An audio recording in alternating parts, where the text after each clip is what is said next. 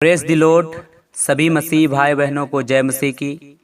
आज हम प्रार्थना करने वाले हैं कोरोना वायरस के लिए। तो आप इस समय जहां पर भी हैं, आप मेरे साथ प्रार्थना कर सकते हैं।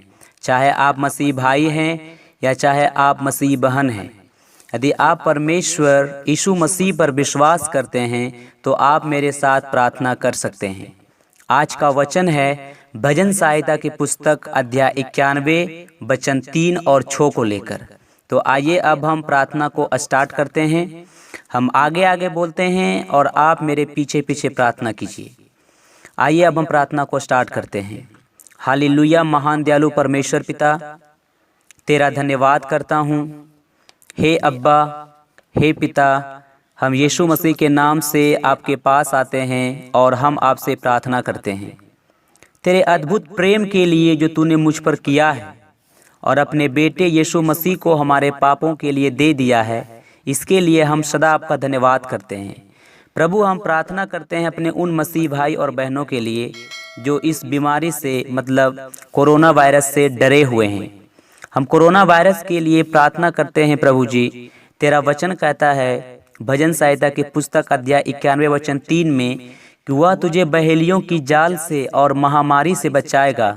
और वचन 6 में, और ना उस मरी से जो अंधेरे में फैलती है और ना उस महारोग से जो दिन दोपहरी में उजाड़ता है। प्रभु, तेरे इस वचन के अनुसार हम आपसे प्रार्थना करते हैं कि प्रभु तू हमें इस वायरस से बचाएगा जो दुनिया में एक महामारी के रूप में फैला हुआ है। इस महारोग को तू हमारे अंदर आने ही नहीं देगा, क्योंकि हे परमेश्वर, मुझे आप पर विश्वास है। मैं आपके वचन पर विश्वास करता हूँ।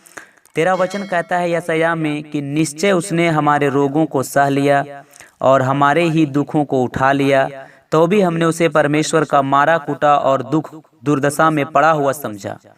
परंतु वह हमारे ही अपराधों के कारण घायल किया गया, हमारे अधर्म के कामों के कारण कुचला गया। हमारी शांति के लिए उस पर ताड़ना पड़ी, ताकि उसके कोड़े खाने से हम लोग चंगे हो जाएं। हे परमेश्वर, तेरा वचन कहता है मत्ती 8 वचन 17 में कि उसने आप ही हमारे निर्बलताओं को ले लिया, दुर्बलताओं को ले लिया और हमारी बीमारियों को उठा लिया। हे यीशु मसीह, तेरा वचन कहता है पहला पत्रस की पत्री अध्याय 2 वचन 24 में, उसी के मार खाने से तुम चंगे हो गए हो।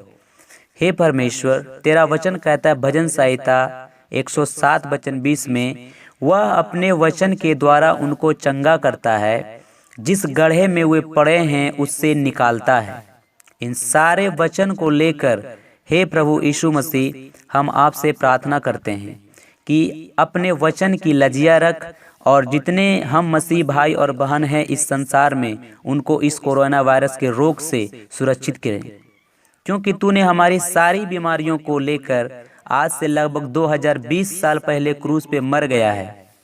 कोई भी बीमारी, कोई भी महामारी जो हमारे ऊपर आने वाली थी और जिसे तू जानता था, और जिस बीमारी से हमें खतरा होने वाला है और जिस महामारी से, बीमारी से हमें खतरा होने वाला था और आने वाले दिनों में जो महामारी आने वाला है, उस सारे बीमारी को लेकर तूने क्रूस पे पहले ही चढ़ गया है।